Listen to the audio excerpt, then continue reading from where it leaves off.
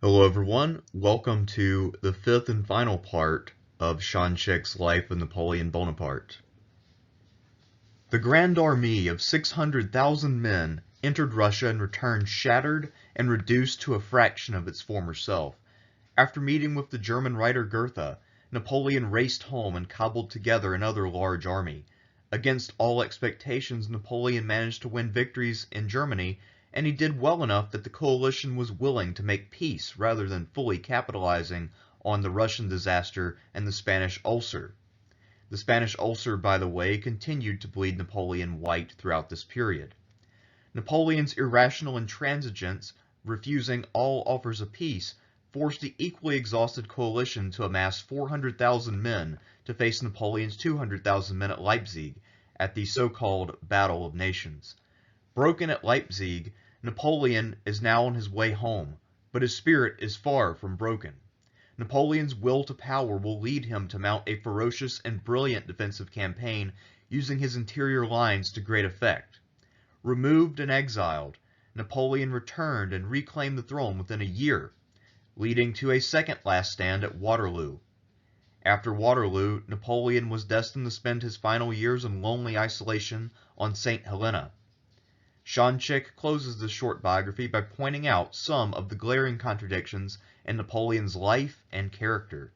He also talks about some of the competing interpretations of Napoleon's life and how Napoleon is frequently misinterpreted to promote narratives and agendas which are comically removed from the historical reality of Napoleon Bonaparte. La vie d'un petit. Napoleon's army drifted towards France, and it seemed that Bonaparte was finished. Unsurprisingly, Bavaria, a longtime French ally, declared war, putting its army on Napoleon's retreat path. The men of this army had fought with Napoleon, and its commander, Karl Philipp von Wrede, had previously sought a French marshal's baton. At Wagram he suffered a minor wound, and told Marshal MacDonald, "Tell the Emperor I die for him. I recommend to him my wife and children." MacDonald replied, "I should think you will be able to make this recommendation to him yourself." Napoleon later said, "I could make him a count, but not a general." It was perhaps only fitting that Wrede's army was swept aside at Hanau. Still, the point was less to destroy Napoleon than to show a willingness to oppose him and avoid vengeful peace terms. In this sense, Hanau was a political victory. It also did little to bolster Napoleon's fortunes. After the battle, he escaped the coalition trap, but returned to France in defeat and disgrace. At this point, Murat left for Naples. On the advice of Caroline, he joined the coalition to save his throne. Napoleon was enraged by the betrayal of his sister and one of his closest comrades. Napoleon tried to call up the ghost of 1792. He appealed to French patriotism and called for a levée en masse. Instead, he was met with indifference. He believed it was a simple matter of winning and losing, saying, "A people who have been brought up on victories often do not know how to accept defeats." There was more to it than that. His support of censorship, attacks on workers' rights, and nearly 10 years of constant warfare had stretched France to the limit. His autocracy, however rational, was contrary to republican ideals. His disregard of tradition was antithetical to royalist. Napoleon could not scrape together a large army, and with Wellington invading France and pinning Soult, he could expect no help from that quarter. The only good news was that Eugene de Beauharnais, Josephine's talented and loyal son, was able to hold Italy through a series of battlefield victories. The coalition took a gamble. They could await spring, but they feared giving Napoleon time to recreate his armies. They feared a repeat of 1792, when France appeared ready to fall, and then managed to beat back the invaders. So they invaded in the midst of winter, the men marching in snow and often on half rations. Atrocities, especially among the Prussians, were common. The armies dwindled from desertion and disease. Napoleon, sensing an opportunity, threw himself into the defense of France. In the famous 6 Days campaign, Napoleon inflicted 18,000 losses on his enemies at the cost of only 3,400 troops. Much of this was due to deft maneuvering and a reliance upon the elite Imperial Guard.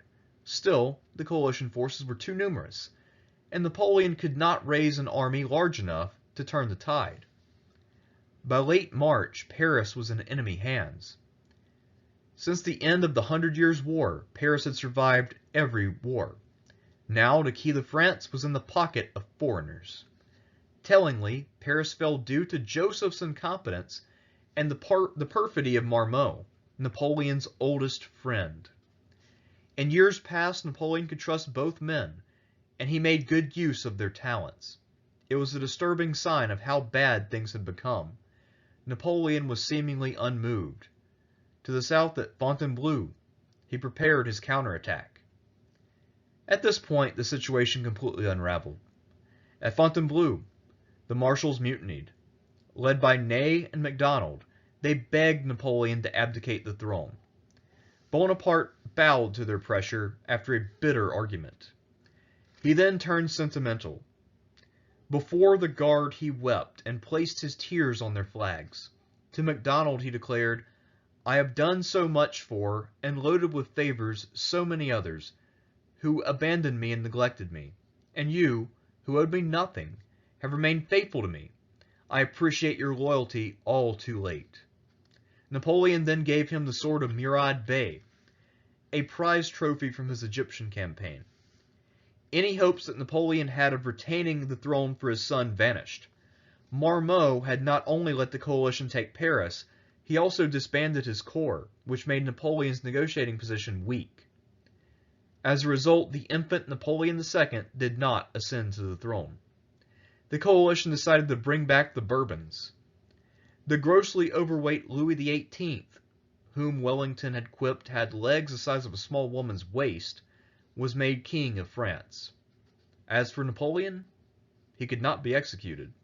He was too popular with the French army. Nor could a man of such skill and ambition be allowed to roam free. He was given the rulership over Elba, a small island between Corsica and Italy, the position of a virtual prison. Inarguably, it was the darkest time of Napoleon's life. He took poison, but the substance had lost its lethality, so instead it made him violently ill. He may not have needed it. In his ride south to the Mediterranean Sea, he was the subject of rebukes, threats, and thrown objects. Upon meeting the estranged Augereau, Napoleon was greeted with insults by a man to whom he had once entrusted his life. His wife left him and took a lover, and his son was now an Austrian ward. The dreams and pleasures of yesterday had become inescapable nightmares. 100 Days. Elba was the most elaborate cage ever created. It was also a lonely place. Napoleon had not exchanged letters with Josephine since 1812, so her death went at first unnoticed. When he found out, he broke down and went into a 2-day seclusion. Sex had long been for him a game of conquest, a way to prove his superiority after the carnal humiliations of his youth. Now his interest in the fairer sex waned, and he even spurned his favorite Polish mistress. Of his family, only Pauline, ever loyal and debauched, joined him. Yet there were bright periods. Napoleon was ruler of the island, and without the pressures of war or the opulence of court, he returned to the ways of his consulate days. The administration was streamlined, farming and mining methods improved, and a military was created. Napoleon held the island with a garrison of hardcore supporters, and he was popular with the people. Yet he felt threatened. Off the coast, the Royal Navy kept a watchful eye. The indemnity he was promised from Louis XVIII was delayed. Tellingly, reports from France were grim. The economy was a mess, and banditry was on the rise. Unemployed soldiers lived in poverty and often took to crime. Bonapartists and Republicans were snubbed at court, and the Bourbons were as unpopular and incompetent as ever. Soon Napoleon's old allies were encouraging his return. Meanwhile, rumors also made Napoleon believe that he was living on borrowed time. Napoleon had nothing to lose. He was bored on Elba, fearful of being murdered or conquered, and hopeful that France could once again be his. On February 26, 1815, he left Elba to march on Paris. It was the oddest military campaign of his life, for Napoleon's army numbered no more than 600 men. The Bourbon army numbered in the thousands. One determined commander could have easily wiped out Napoleon. Furthermore, Napoleon landed in royalist territory. Few recruits were gained, and many shut their doors. Yet this campaign was arguably Napoleon's finest. He adorned himself in a mixture of Bonapartist and Republican imagery, and told everyone he would forsake the throne for the mere rank of general. His speeches were less about glory, and more about returning France to a place in the sun. He also forbade his men from firing upon the French people, going so far as to say it was better to be massacred by the Bourbons than to fire the first shot in a civil war. At Grenoble, Napoleon told the 5th Regiment, "Here I am. Kill your emperor if you wish." The soldiers responded with, "Vive l'Empereur!"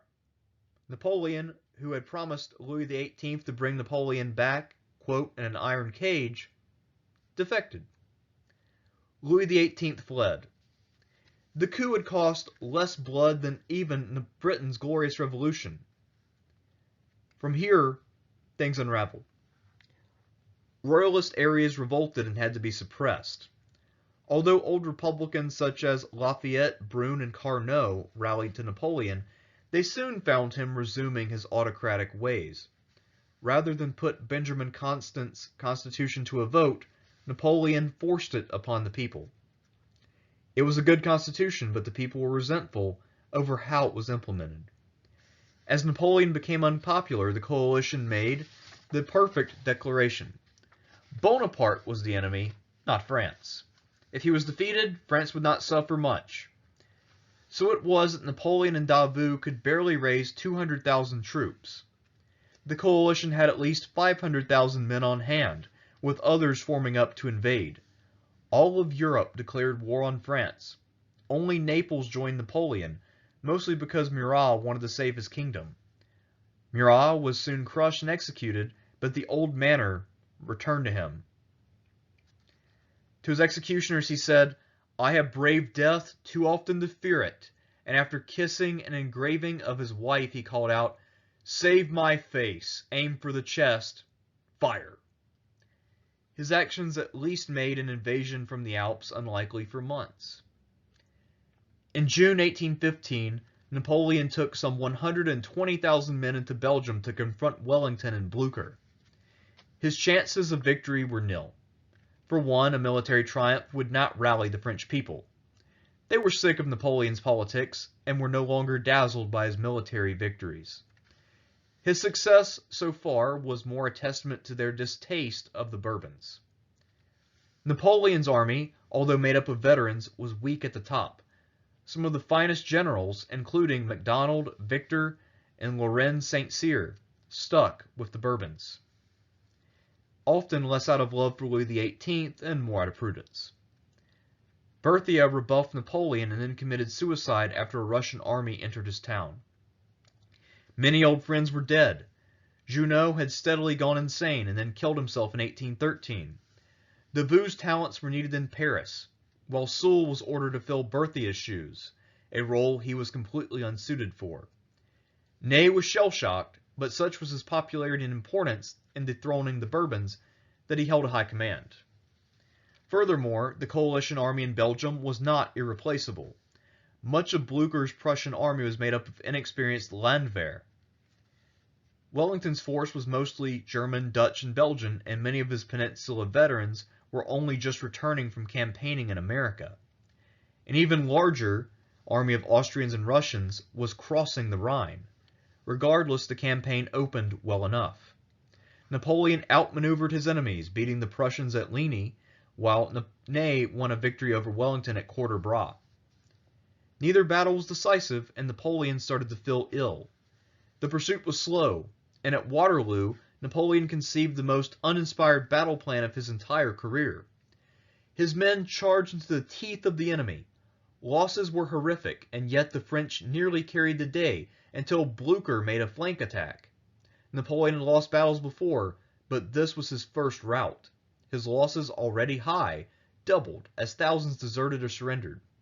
For the coalition, it was still a near-run thing, with the normally stoic Wellington writing, "My heart is broken by the terrible loss I have sustained in my old friends and companions and my poor soldiers. Believe me, nothing except a battle lost can be half so melancholy as a battle won."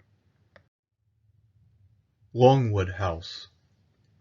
Napoleon's army disappeared in the long retreat south.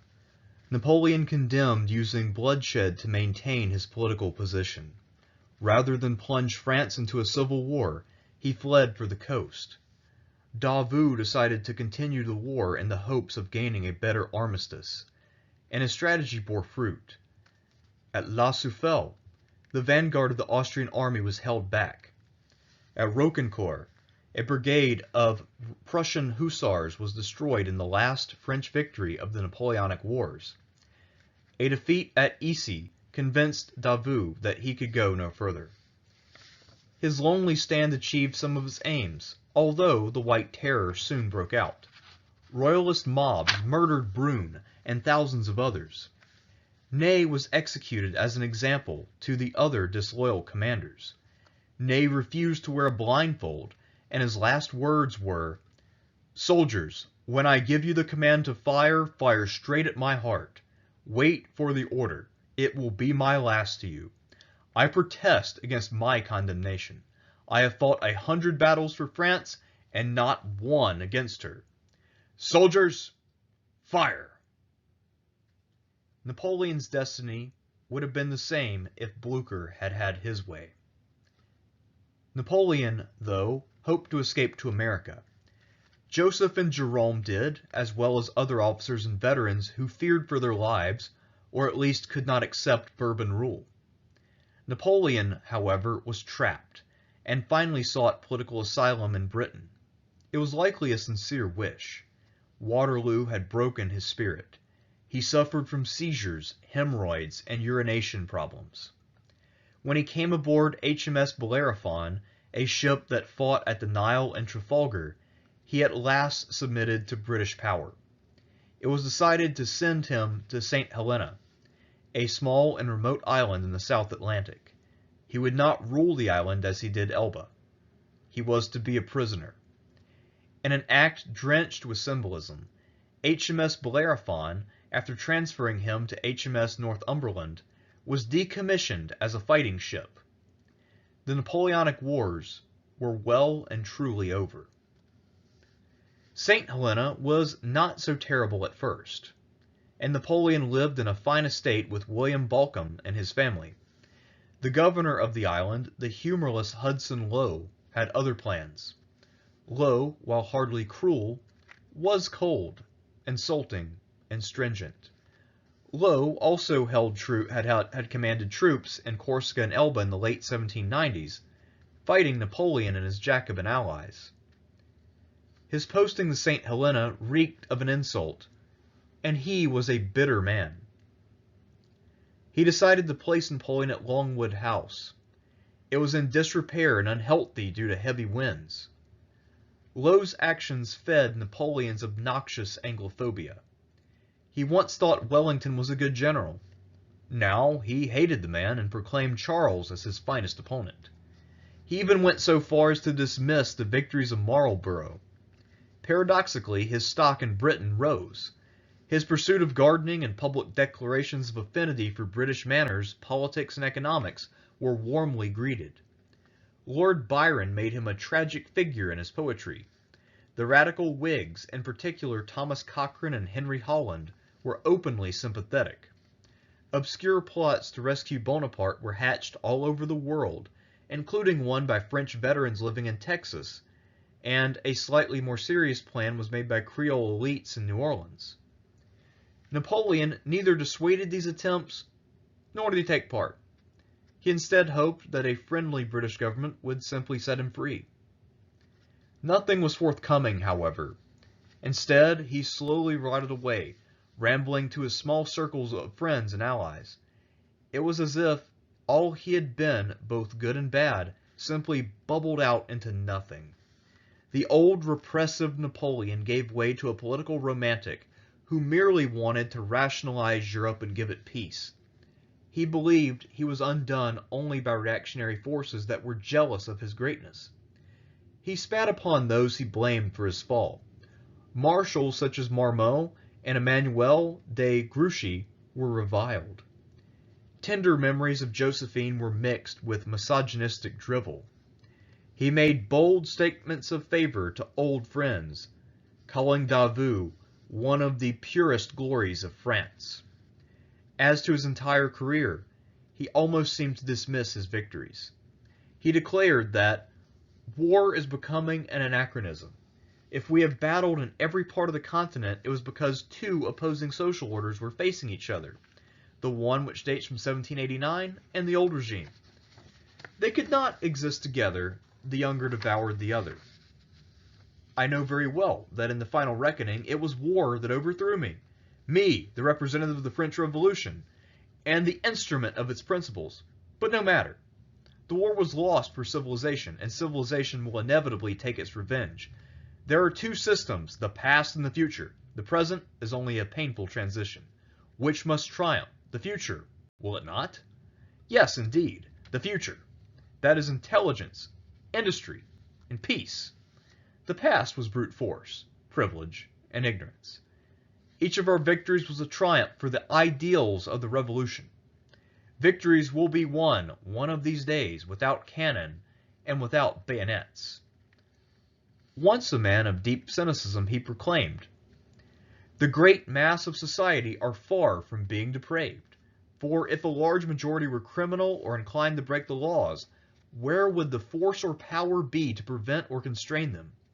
And herein is the real blessing of civilization, because this happy result has its origin in her bosom, growing out of her very nature." The new Napoleon was neither the emperor, the consul, nor the general.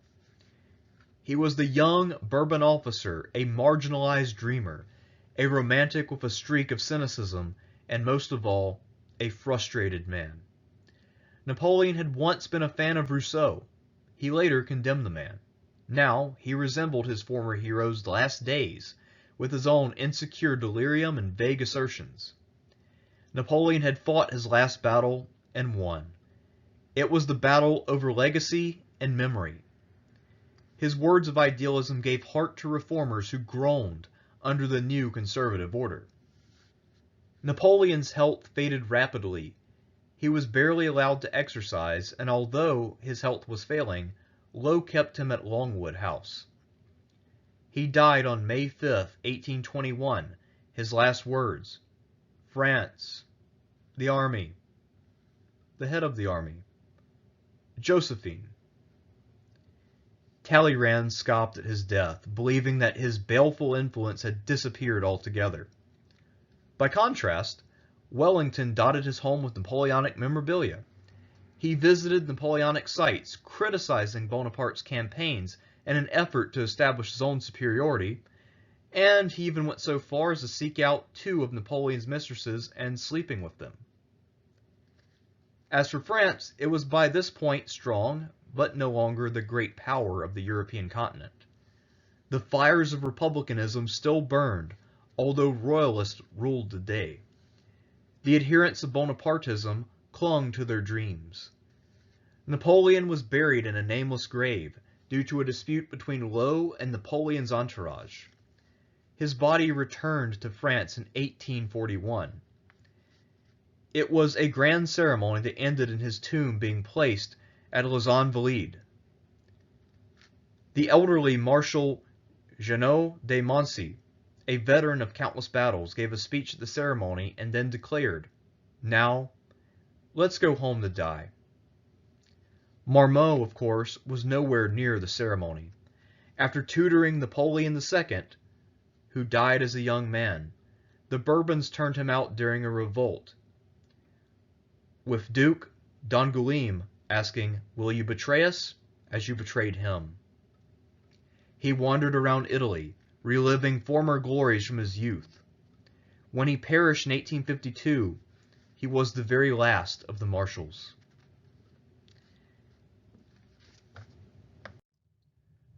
A complicated legacy. At first it seemed that Napoleon's project, and that of the revolution he both betrayed and championed, was a dead letter in 1821. His defeat did not end despotism, as Lord Byron wrote in reference to Wellington, and I shall be delighted to learn who, save you and yours, have gained by Waterloo.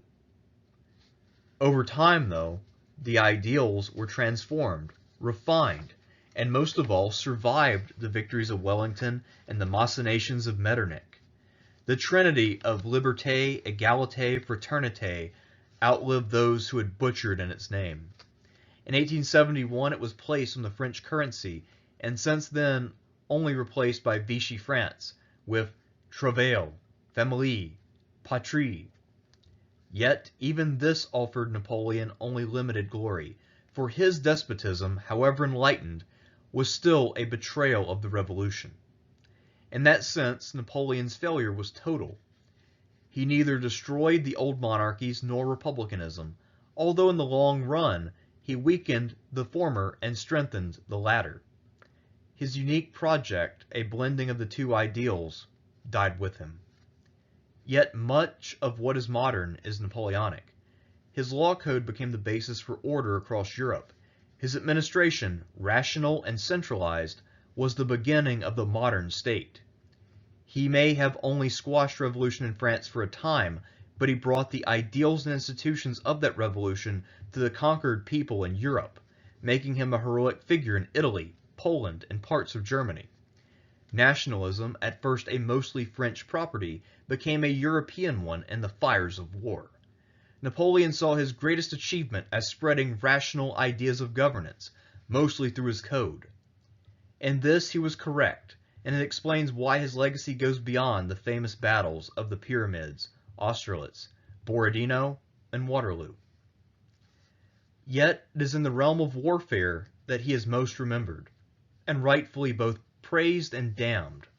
On the one hand, he embraced and built upon the emerging principles of war, including rational organization, conscription, rapid marches, mobile artillery, large staffs, and battles of annihilation. Most of all, he established the supremacy of promotion based upon merit. However, later thinkers and historians, even today, mischaracterize Napoleon's system as based upon élan and attack. As Philippe Pétain showed in his writings, Napoleon emphasized firepower, using artillery to break the enemy before an assault. Napoleon improved on a combined arms approach to battles in the tradition of Marlborough, Maurice the Saxe, and Frederick the Great. These ideas and practices were emerging in French military doctrine, but Napoleon refined them and through his victories proved the superiority of this system. Military theorists, starting with Antoine-Henri Jomini and Karl von Clausewitz, reinterpreted warfare through their experiences in the Napoleonic Wars. They felt something drastic had happened to how war was waged. Under Napoleon, a new emphasis was placed on the destruction of enemy armies, not just outmaneuvering the enemy armies. Under Napoleon, invasions of enemy territory occurred over broader fronts, which made wars costlier and more decisive. Napoleon institutionalized plunder of conquered territories. French museums today contain art stolen by Napoleon's forces from across Europe. The political impact of war also increased significantly. Defeat for a European power meant more than the loss of territorial enclaves. Near Carthaginian peaces intertwined with whole national efforts intensified the revolutionary phenomenon of total war. Napoleon pushed along these trends, and by 1918 his methods of war and peace looked positively tame. Napoleon was also a symbol used and abused at will. Napoleon's image and memory was used as a sign of political defiance to the restored Bourbon monarchy. People from all walks of life, but particularly combat veterans, drew on Napoleonic legacy and its tortuous connections with the ideals of 1789. Napoleon III's rise and fall destroyed the use of Bonaparte as a symbol of resistance. Yet Napoleon found new life as an example of the self-made man. The Napoleonic legend then became personal, divorced from the misery he wrought, an example to many of the heights one could gain and lose. Napoleon, by once declaring, "What a novel my life has been," foresaw this obsession with his life story. He became a hero for an emerging middle class who hoped to surpass the old order, just as Napoleon had humbled monarchs. Yet, over time, this memory faded, and in the 20th century he was replaced by other heroes, often entertainers, businessmen, and politicians. Just as importantly, wars have become a kind of Napoleonic nightmare as his principles of annihilation reached a horrendous climax on the Russian steppes and the islands of the Pacific. Adolf Hitler was his most infamous admirer, and since then comparisons between the two, however vapid, have not ended. Napoleon, the lawgiver and tragic figure, has increasingly become Napoleon, the warmonger. As Jim Morrison once quipped at a concert, "I'm tired of being a freaky musician. I want to be Napoleon. Let's have some more wars around here." Napoleonic ambition and individualism, once inspiring and for some liberating, today looks like a fit of selfish devastation. War is no longer seen as glorious or even necessary. Europe, at least, to paraphrase Winston Churchill, no longer marches to the sound of guns. So we no longer march to Napoleon. The lawgiver and warmonger has instead become a frustrated figure whose relevance has declined.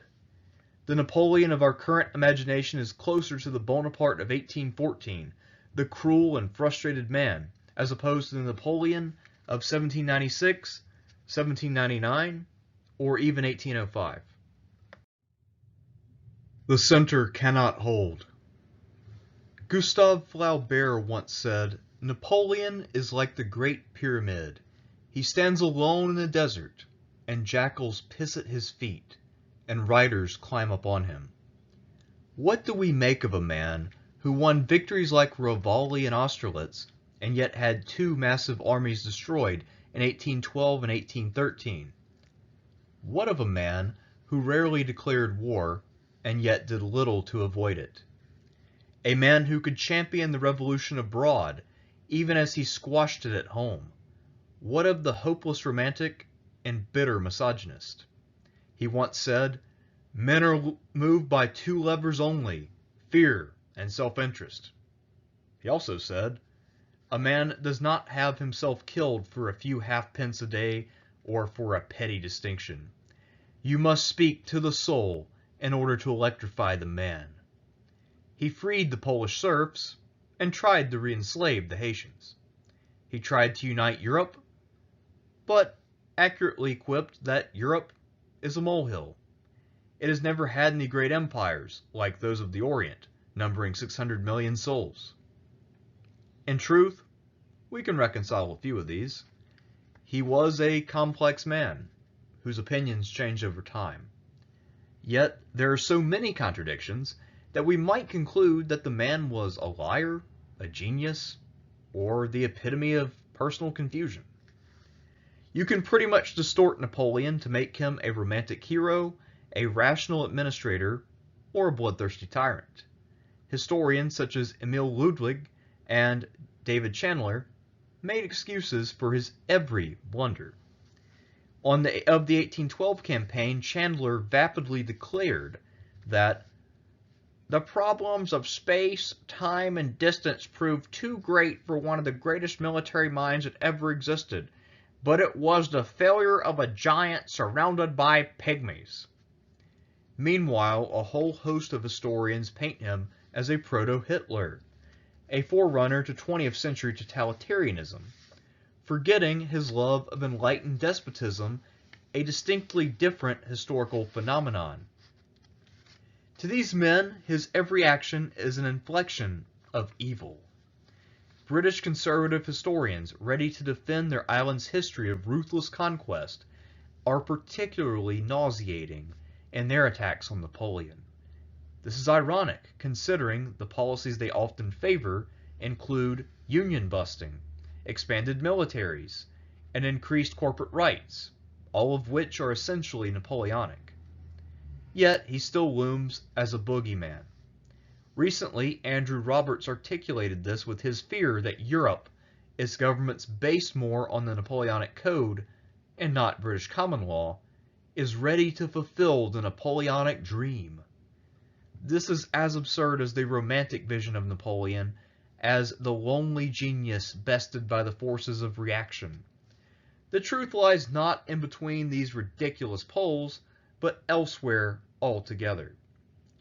Napoleon was a failure.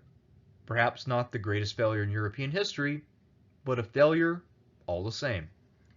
He died in jail, cut off from friends and family. His dream of a Europe controlled by rational principles with Paris as its capital ended in a nightmare.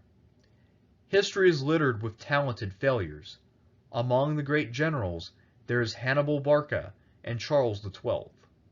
Like those men, Napoleon could be said to have taken on too great an enterprise. Yet he limited himself.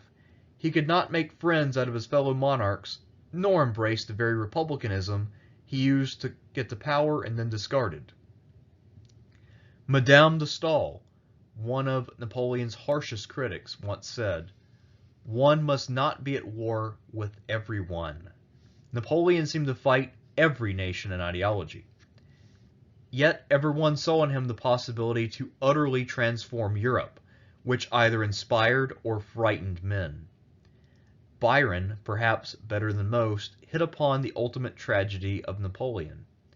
It was not that he lost his wars and his throne, but rather that never had mortal man such opportunity except Napoleon, or abused it more. You might have freed fallen Europe from the unity of tyrants, and been blessed from shore to shore. And now, what is your fame? Shall the muse tune at ye? Now that the rabble's first vain shouts are over, go, hear it in your famished country's cries. Behold the world, and curse your victories. Napoleon had no center beyond ambition and a need for control. He would do anything to protect it. He would betray youthful ideals and Josephine to keep it. He would become that which he hated, a monarch in august robes, just to sustain it. He sacrificed happiness and arguably himself to it. He would accept nothing less than victory. He was infinitely flexible. Wellington once observed that Napoleon had no plan. He simply changed with the circumstances, which made him dangerous. In 1797, he wanted to rule Italy. In 1798, he wanted to found an Eastern Empire. In 1799, he took France. He never planned it. The opportunity was simply there. Perhaps this is why he called Marengo his favorite victory. He should have lost, but his ability to be both flexible and willful was one reason he won the battle. When he lost his flexibility, he lost his empire. Once faced with the oblivion of defeat, which he said was like dying 1,000 deaths a day, he fell into declarations that were by turns poetic, turgid, and spiteful. His ramblings on life, war, politics, and 100 other subjects have the quality of occasional wisdom. Yet they are mostly opaque, contradictory, and filled with fanciful delusion. There's no coherence, and perhaps he saw this himself when he said to Josephine, "What are we? What is the future? What is the past? What magic fluid envelops us and hides from us the things it is most important for us to know? We are born, we live, and we die in the midst of the marvelous."